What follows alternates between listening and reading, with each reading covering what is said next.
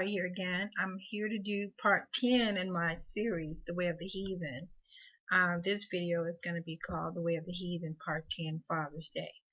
Now, like I did with the Mother's Day video and a couple other videos, I went through some of the history and the origins of it, but it really doesn't really matter that much. I think the point of the video is to point out that taking part in pagan holidays, whether it be Christmas, New Year's, our Father's Day, it's not something that we should be participating in. So I'm really not going to go through the origins of Father's Day or it's the commercialization of the holiday. Most holidays in the United States have been commercialized, and each year they retailers pull in billions of dollars based on these holidays. But the main point I wanted to the main thing I wanted to talk about in this video, and how how contradictory it is, how hypocritical it is within our nation and the greater nation which we live in, and how fatherhood is touted to be each year in June. I think it's the third Sunday in June every year, as a great day to commemorate fatherhood, etc., etc. And we all know that over 50% of marriages in the United States end in divorce. Therefore, the father usually leaves the home, and it really doesn't matter his socio-economic status within the community or the nation. He usually leaves, and as a result, his leadership ability, his skill set, what he brings to a family unit is actually stripped away from the children. And I'm not going to go into the causes of all that, but we need to understand that within the hierarchy, within our community, within the nation of Israel, there is the Mashiach, the Messiah. There is the man, the father, the husband, and then there's the woman, and then the children. That's the hierarchy that was set up by Yahusha, our Elohim. So when we remove the father from the home, or the father leaves the home, or whatever the case may be, whatever leads to that particular leadership, that figurehead leaving the union of marriage, or the union of parenting, it causes great detriment to the welfare of the entire family unit, because a woman is not equipped to teach a young boy how to be a man, how to become a man. He won't learn how to be a man by his mother. He can learn many things being raised in a single household, single parent household, whether it be the father raising him or her, or the mother raising him or her. No one's going to take anything from a single mother or a single father. But ideally, the confines of marriage is focused on the head and the body. The head being Yahusha Ha Mashiach, and the body being man, woman, children. So that is the basis for speaking against this holiday, as well as other holidays, how it goes against the confines of how we are to exist, how we are to navigate this world, navigate this life, navigate our community, navigate within our nation. There are structures put in place for the betterment of Israel. And so with that said, I want to look at just a little bit of scriptural references, because they are the foundation of our belief system. And so one of the first things that I came across was in 1 Timothy chapter 5 verse 8. And here the author is saying, "But if any provide not for his own, and especially for those of his own home or own house, he hath denied the faith, and is worse than an infidel." So the faith in itself is the gospel, it's the good news, it's the truth, it's the belief in Yahusha Ha Mashiach, and the tenets and laws of our of our nation. The law, statutes, and commandments that Yahuah set forth is the way for us to live. The assignment of our Great Commission, the light that we are supposed to be to the Gentiles. All this is disrupted when fathers are out of the equation. And the same would be if mothers are out of the equation. So once we go outside the confinements or the structure of a family, then we run into trouble. So this particular verse specifically says that a man, especially of those of his own house, if he does not take care of his wife and the offspring of that union, he has denied the faith, believing he is faithless. He is a heathen. He denies Yahusha Ha Mashiach. He denies the leadership and the mandate of Yahuah. So he is stepping outside of his role, his God ordained or Elohim ordained role in society, in the world. Okay, so this is something that we, even in modern relationships, people try to deny the importance of one, of the father and of the mother, but specifically the father, that a father is not needed, that feminism is the if you're a feminist, then you believe that the father is just a sperm donor or a biological donor or whatever you want to call it, and that his role or is not important in the rearing and upbringing of children, which is a fallacy.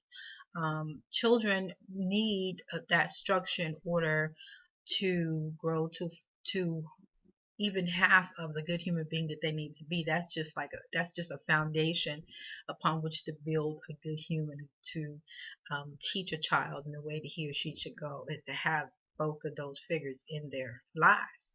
And so a lot of us are products of divorce, products of single parenthood, or products of being adopted, of broken or failed relationships, or relationships where a child was conceived, but there really wasn't a relationship. It was a one-night stand, or was no strings attached, and all these different takes on proper relationships and how they affect our society, our nation, as our community, as a people. And so Yahuah is saying that this father that does not take care of the members of his own home, has denied the faith. He is an infidel, so he basically is a unbeliever. He's a heathen. He is faithless. So that is the condemnation of the chastisement of fathers that's put in scripture. And we have many examples of the importance of leadership is within our community. And so one of the father of our nation, or is who we know as Abraham. And I'm going to read probably just a verse or two of Genesis. Well, actually, it's more than just a verse or two. It looks like it's about 6 or 7 verses. But it's Genesis chapter 11, verse 26,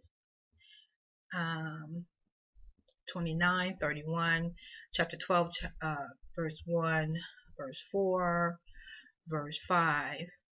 And when I read these verses, you're going to be able to understand or to notice a couple of things. But I'm going to read it first, then we're going to try to pick out those things that I want, the structure that's being presented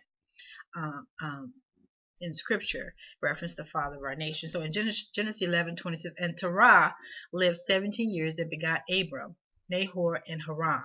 Now these are the generations of Terah. Terah begot Abram, Nahor, and Haran begot Lot. And Abram and Nahor took them wives. The name of Abram's wife was Sarah, and the name of Nahor's wife was Milcah, the daughter of Haran, the father of Milcah, and the father of Iscah. And Terah took Abram his son, and Lot, and the son of Haran his son's son, and Sarai his daughter-in-law, his son, Abram's wife, and they went forth with them from Ur of Chaldees to go into the land of Canaan. And they came unto the Haran unto Haran and dwelt there. Genesis 12, chapter 1. Genesis chapter 12, verse 1. Now the Lord, or Yahuah, had said unto Abram, Get thee out of thy country, and from thy kindred, and from thy father's house, unto a land that I will show thee. And so Abram departed as Yahuah had spoken unto him, and Lot went with him, and Abram was 75 years old when he departed out of Haran. And Abram took Sarai his wife, and Lot his brother's son, and all their substance that they had gathered, and the souls that they had gotten in Haran. And they went forth to go into the land of Canaan. Into the land of Canaan they came. Hallelujah. So we can pick out just we're going to pick out just a couple structural tenets of fatherhood.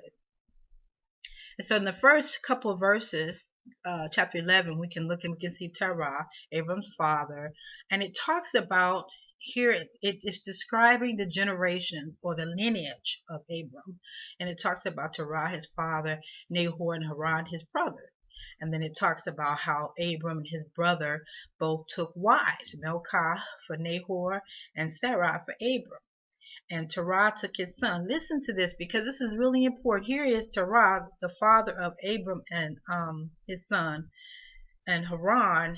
He's taking his family. So he's not in the Western society and Western culture. We get married, we leave our father and mother's house or whatever, and we start our own tree. We start our own family. But what, and you probably know, if you listen to your grandmother or your grandfather, you probably know that, 50 or 60 years ago, generations of people lived in one house. We can find that now, but it's more so now for economic reasons, or because you've immigrated from another country, and so you don't have very much, so you all live together. But traditionally in the West, especially here in the United States, you go to high school, you go to college, you graduate, you move out, you get married, you have children, and you visit on holidays. But it's not a family unit that's described here. You're talking about generations. Terah, you're talking about Abraham, Nahor, and Haran, and then you're talking about their wives and their sons and their daughters, and then how they move from one portion of the world, of one particular area of the world, to another area of the world. And that is Abram being obedient. Okay, so and Abram doesn't just take just himself. He takes his extended family with him. So you see here how the father of our nation, you see how his father raised him, where he had his siblings with him and their wives, and they lived together. They might not have lived in the same house, but they were together. They moved as one single unit, one single family. And there were times when they went their own separate ways. But even if you read some of the books like Jubilee or the book of Jasher, where you see the father, okay, or the leadership of a particular family, the head of a household, which is the father, right? You see him going back to the elders, whether it be in his particular lineage or elders within a nation or within an assembly. So you see where the family unit is incomplete without either the father or the mother, especially the father. I mean, there are times when the father dies or he's killed in war or combat or whatever, but Yahuah has set up provisions for widows and fatherless. Widows and fatherless children is not the norm. It's the exception. It's something that happens through death or through war and death or whatever, but it's not the norm within the nation of Israel. And so we can look around us now, and we can look at the statistics. You can go to any kind of statistics, and you can find statistics on how a fatherless home affects the upbringing or the outcome of a child's life, whether it be a boy or a girl. It's just that important. Fatherhood is that important. If you choose to be a father, or if you are not responsible enough when you become a father, you have a God-ordained position within the nation of Israel. Okay, within your tribe, within your family. Your wife you choose, the mother of your children. You have a position that has to be fulfilled. and we can look at this structure. We see here that you have a father, you have Abram, you have siblings, you have their wives, and then of course the children that comes from those unions, right? And you see how they move together.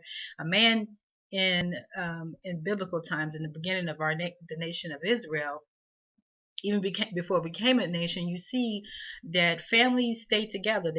They stay together, and it doesn't mean that they had to be in the same geographical location. It just meant that a precedence was set that fathers would tend to their families, and they would go off to war. They would go out, go away for leadership reasons, or to scout out new lands in reference to obedience to Yahuah, or whatever the case may be, establishing and moving to a new country, a new land, whatever it was. He was the head. Okay, and so that's what fathers is really about. It's not about, a celebration of a position within a nation. It is fathers are the head of nations. They are the head of unions. They are the head of families. So their position is paramount. And honestly, it's a position that I think, and I think a lot of people would agree with me, that has been taken too lightly, and has become a position that people think they can just, take on and take off when they feel like it.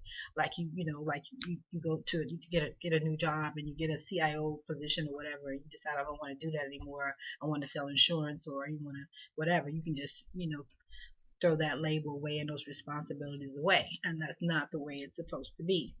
Anyway, so let me move on. It's already 15 minutes. But I also wanted to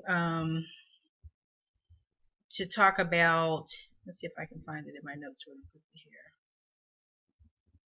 Like I said, you can look up the statistics of fatherless homes, and I'll leave those in the description. Also leave the scripture, the verses that I pulled up in reference to the structure that I was pointing out in Genesis chapter 11 and chapter 12, and how vital a father is. If he is a husband and a father, his position within the nation is critical to the survival of a nation, to the security of a nation, to the safety of a nation, to the rearing of his children.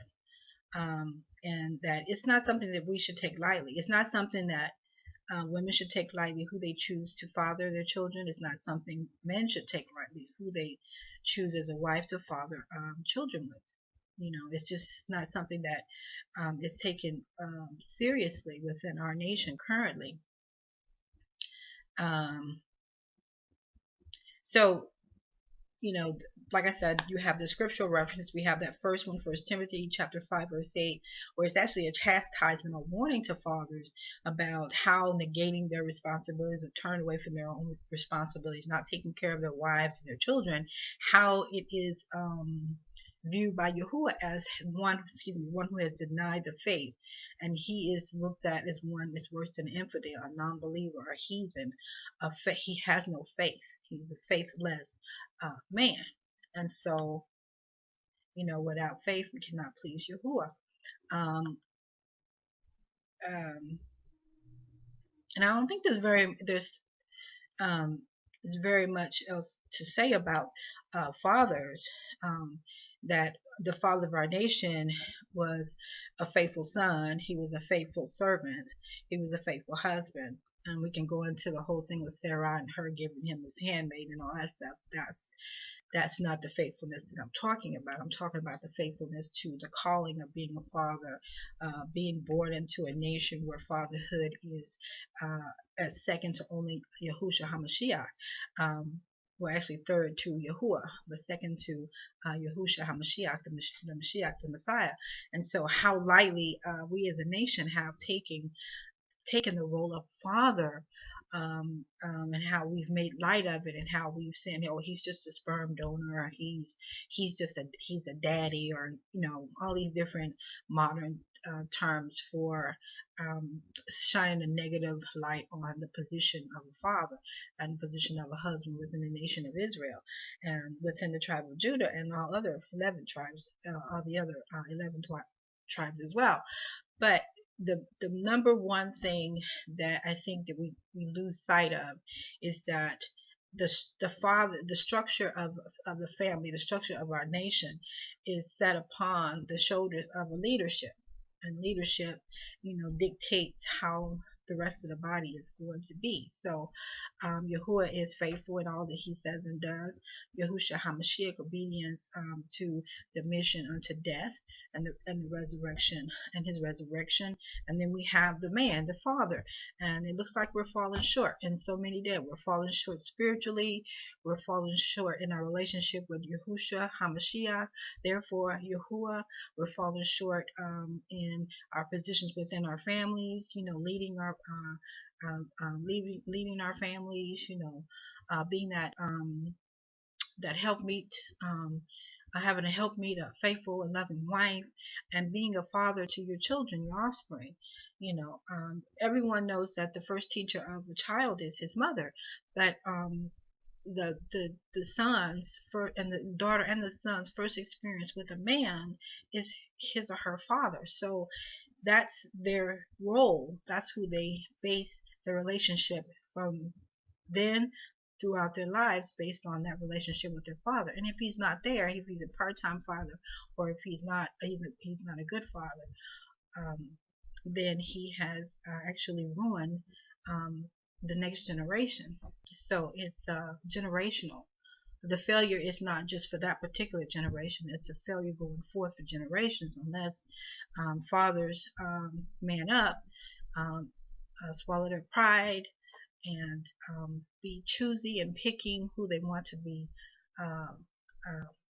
partnered with, and who they want to raise and rear children with, and doing everything within the society where they live, to work very hard and provide that safety and security for that woman and for their children. So it doesn't mean you have to be rich, because a lot of the people in scripture, they weren't rich at all. They were very poor.